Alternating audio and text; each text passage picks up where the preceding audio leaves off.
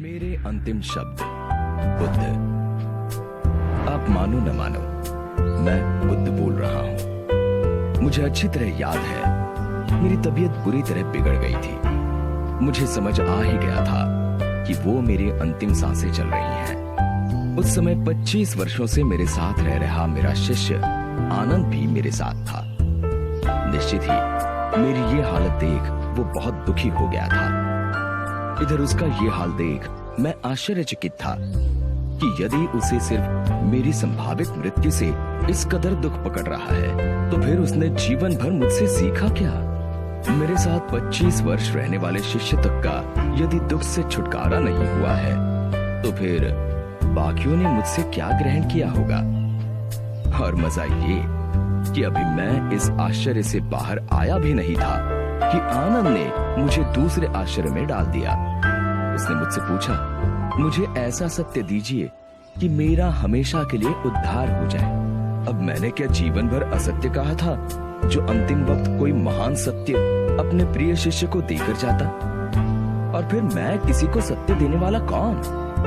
मैं तो सिर्फ राह दिखा सकता हूँ। बाकी तो सही मार्ग पर चलकर सत्य मनुष्य को स्वयं पाना होता है। किसी मनुष्य के पास किसी को कुछ देने की या किसी से कुछ छीनने की क्षमता ही कहाँ होती है। सो मैंने उससे कहा, भाई आनंद, अपदीपो भव, यानी अपने दीप स्वयं बनो।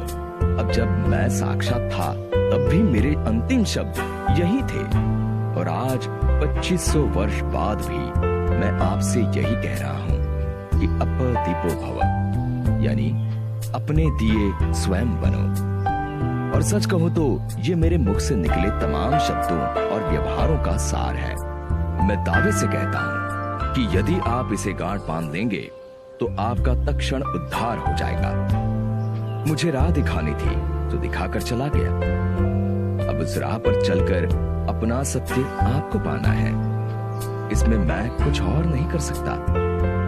सोचो ये कि जब मैं साक्षात था तब कुछ नहीं कर सकता था, तो अब मेरी मूर्तियां या मेरे जैसे वस्त्र पहनना क्या कर लेगा? सो इन सब नौटंकियों से छूटो और स्वयं को भ्रम में डालने से बचो। सीधे सीधे मेरे बताए मार्ग पर चलकर अपने जीवन का सत्य खोजने में लग जाओ। विश्वास जानो कि अपने द्वारा अपना उद्धार करने के अलावा तुम्हारे पास अन्य कोई मार्ग नहीं।